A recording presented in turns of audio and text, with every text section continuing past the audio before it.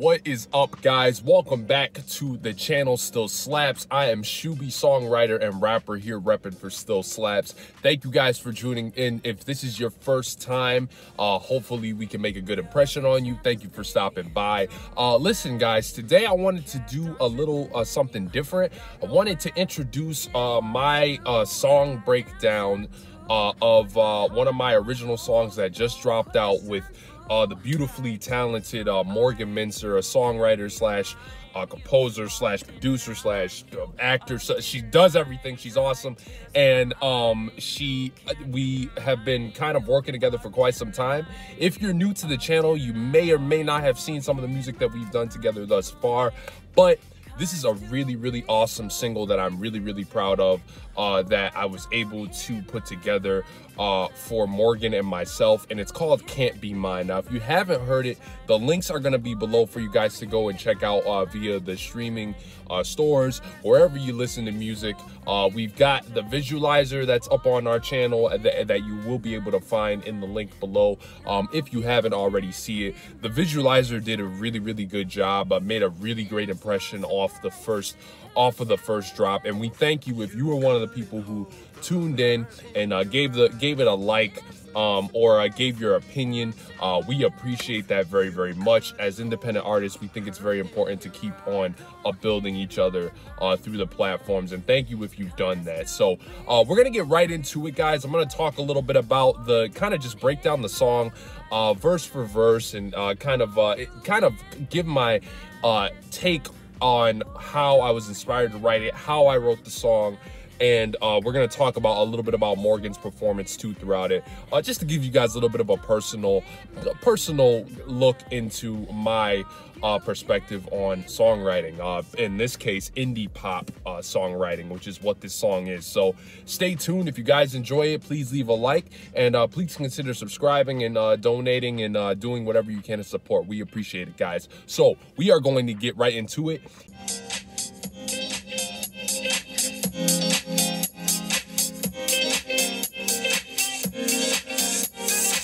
So before we get into the verse there, I want to just take some time to give you guys a little bit of a backstory on the instrumental.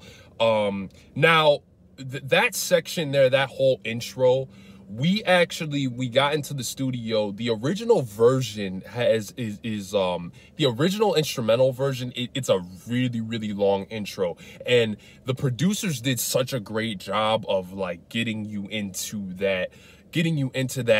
those bright pop summer vibes that we were really going for on this record. And I want to give a shout out to them, Danny B Tracks, Buddy, and Cheap Limousine. These guys are really awesome. They've got some great work out there. This is I believe one of the first beat that I've heard from any of them. Cheap Limousine also has another one with myself that I wrote a little while ago, and it's out now, Tone Setup. But for this instrumental in particular, that intro, we chopped it down just so it could, it can be a little bit shorter and kind of get to the point a little bit. You can hear on the original instrumental version how long the intro is. I just think that with pop songs, it's very essential to get to the point right away. So that's a little bit of a backstory on the instrumental. But as you can hear, going into it, if you're listening to the song for the first time, it has a very nice intro into the bright feel of it. So we're gonna get into Morgan's verse. We all get chances, baby, that's only fair. You kept on tripping and you got nowhere. Okay, so right there, I cut her off right before she got into the pre-chorus. This song moves very fast, and we did that for a reason. We wanted to just be a straight shot of just good, vibes, good times, and we wanted it to move very quickly. So for that little section there, with this instrumental, I talked a little bit about this on my Instagram page if you haven't seen it already, but I had in mind, for some reason, when I heard the instrumental, I had Christina Aguilera's kind of voice in my head, basically like the later Christina Aguilera, the moves like Jagger, Christina Aguilera.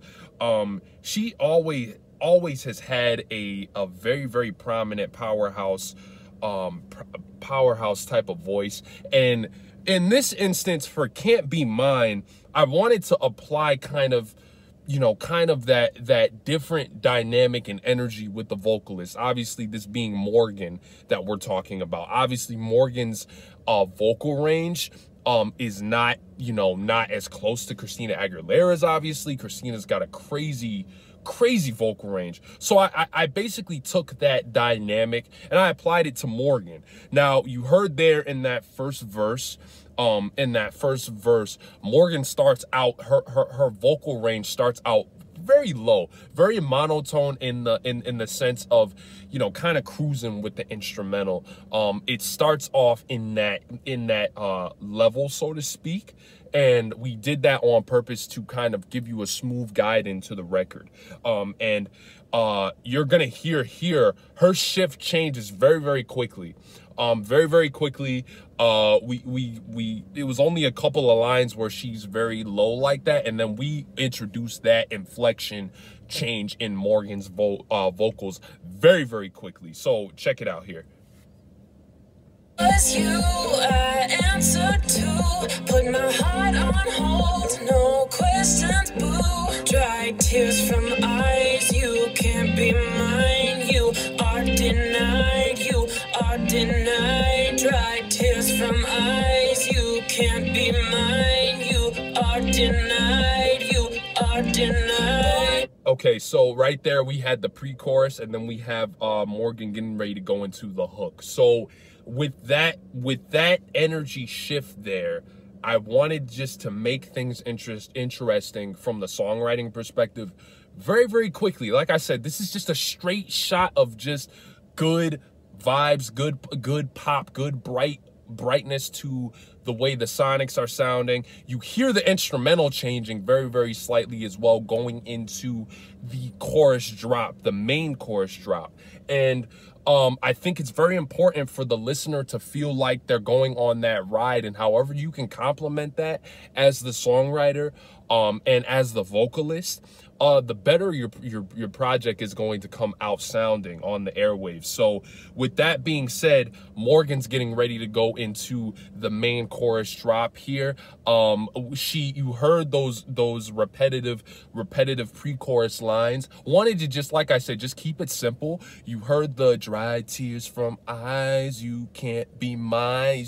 I wrote it helping you to the audience to keep those I in mind, and then the just sonically the way it sounds, you can hear that we're definitely trying to give you kind of that repetitive pattern in the lyricism, just to kind of make things, like I said, fun, and make it kind of give you that kind of that hypnotic sort of effect on the performance. So with that being said, we are gonna go into the main chorus drop, and here we go. Mine, you are denied, you are denied. Don't hit my line tonight, 'cause to be so free feels right. Boy, don't hit my line tonight. No, you can't be mine this time. Boy, don't hit my line tonight, 'cause to be so free feels right. Boy, don't hit my line tonight. No, you can't be mine this time. Okay, so that's pretty much the chorus. In my opinion, shoot, man, that's definitely gonna go down as like one of my better choruses from the indie pop perspective. Obviously with pop music like this, you want to make it, like I said, just a direct shot into what you are talking about, and then at the same time you have to make it interesting. You have to make it interesting for the audience, and at the same time as simple, as wavy as you can. And I think that this was a great job on both of our parts. when I heard the instrumental originally, lyrically it was more or so I wanted to take the listener in the direction of just having that like moves like Jagger type of energy, you know, that you know, that just that drive smooth along, and even, you know, dance floor type you know, type attention, type inspiration to just the way this hook and the way that beat comes in, that drop. Obviously you hear the repetitiveness in there. Wanted to keep it as simple and making it a priority to really have the listener just be able to vibe along. So the boy don't hit my line tonight, no you can't be mine this time. You can hear, if you break those down from a songwriting perspective, you hear the way Morgan's landing on the beat and how sonically correct it sounds, and then her breaks in between, you know, in between the chorus performance as well. I think that's also very important to make sure you have your vocalization spacing there in on your song to give the beat time to breathe in with you. You know, it could be the slightest of time, but that makes so much difference when you're listening to it. And I think the listener is going to be able to have that translate to them. So I think Morgan did a really, really great job with that.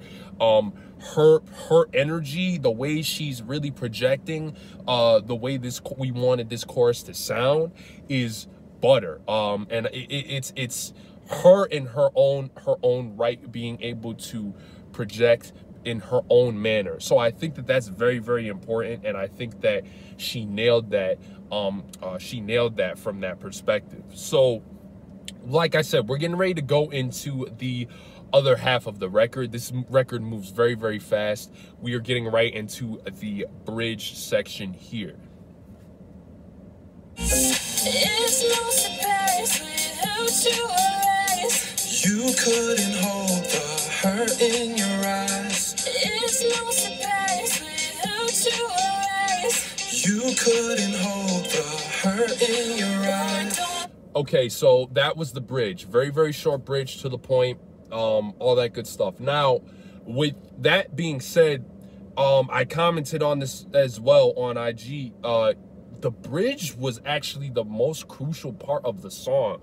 And I think that bridges are very, very slept on nowadays.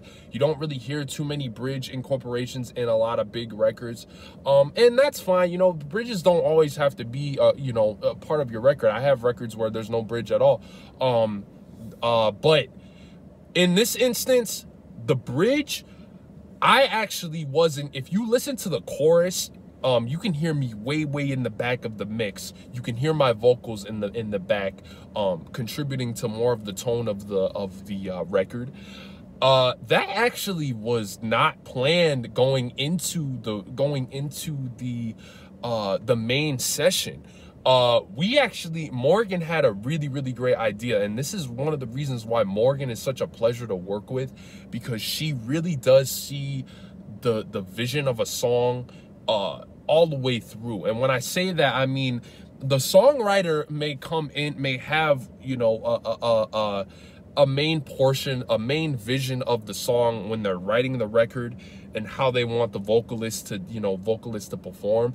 But what really helps really complete the vision of a song is a vocalist not just really being able to go in robotically and sing your record, but they have to be able to look at it from the standpoint of, you know, a performer's aspect, and then on top of that, you know, a complimentary point of view, you know. So if something is going to make the record better, and the songwriter may not see it off of the first, you know, writing session, you know, couple of writing sessions, all the way until going into the recording process, I think it is crucial for you to pay attention to vocalists who are able to, you know, go in and really give you that other side, so you have a well-rounded record. And I think Morgan did that perfectly here. So Morgan was able to Morgan was able to look at the song when we were in the session, the recording session, and she goes, you know, what if we kind of carried that bridge aspect that we've got going on, that chemistry between both of us? Because you heard obviously my vocals and you heard Morgan's vocals. Morgan's been taking the lead the whole record so far.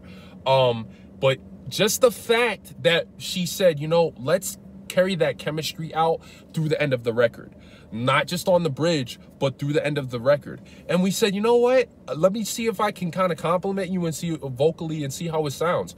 I went in, was able to compliment her, and right away I heard it instantly. And I think that it was such a genius move, chess move from Morgan to say, let's keep that chemistry going, because what we ended up doing was taking that chemistry, as small as it was on the chorus aspect, or excuse me, on the bridge aspect from what you just heard, and we carried it out throughout the whole record.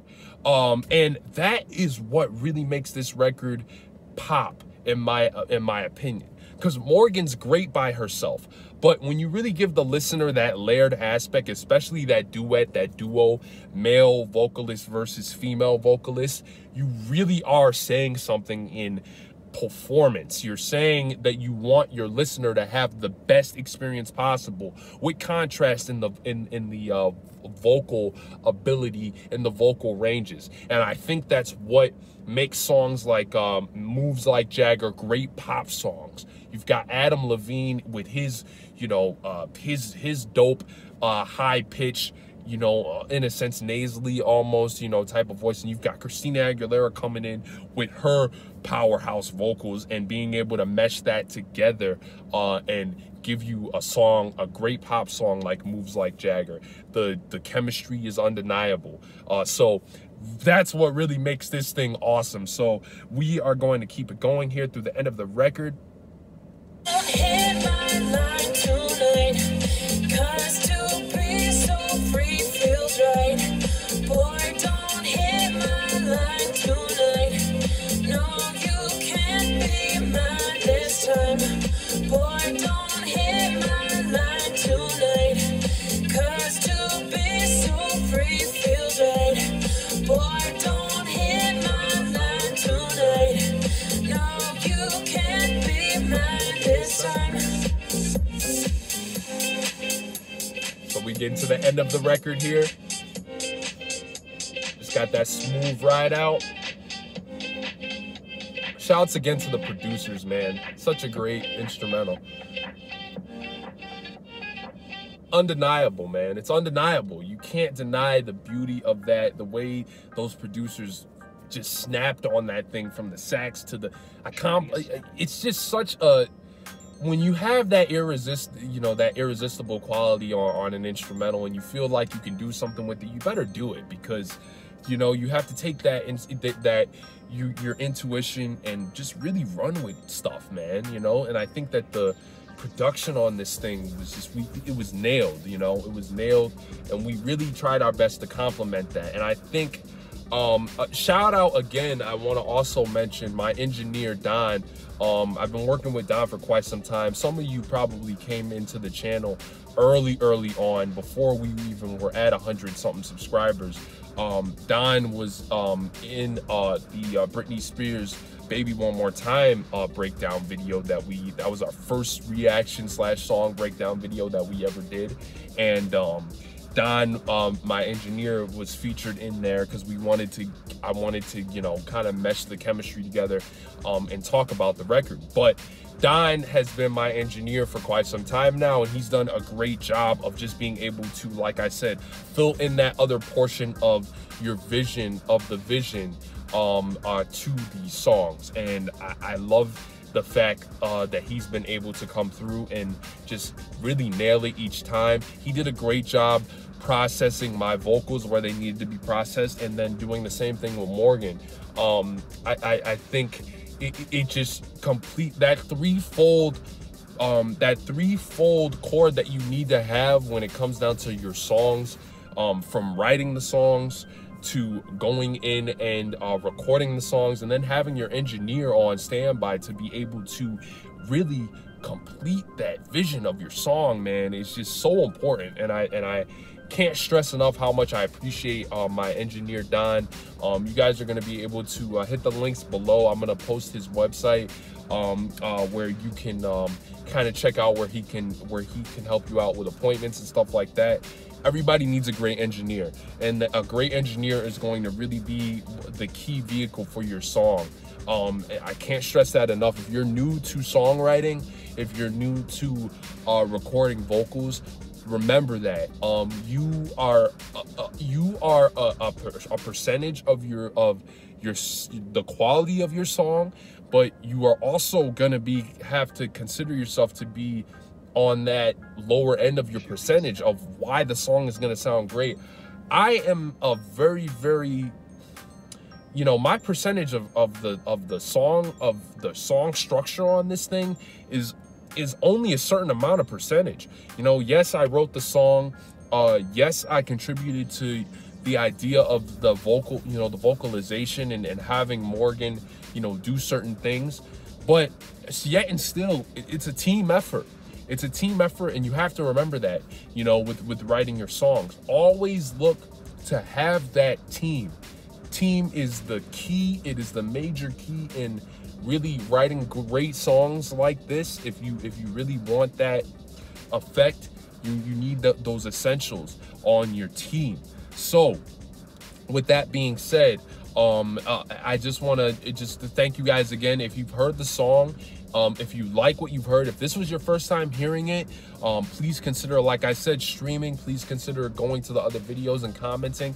You can leave a comment on this one. I wanted to, like I said, just give you guys a little bit more personal. I know we've been talking about recently, we've been talking about other, you know, industry songs and stuff like that, but it's also good, you know, to really give you guys an insight versus just dropping our original music and just leaving it out there. I think that's, you know, that can be a little unprofessional. You have to really give your audience a little something more. So thank you guys if you have checked it out. The lyric video is out. The song itself is out on all streaming platforms.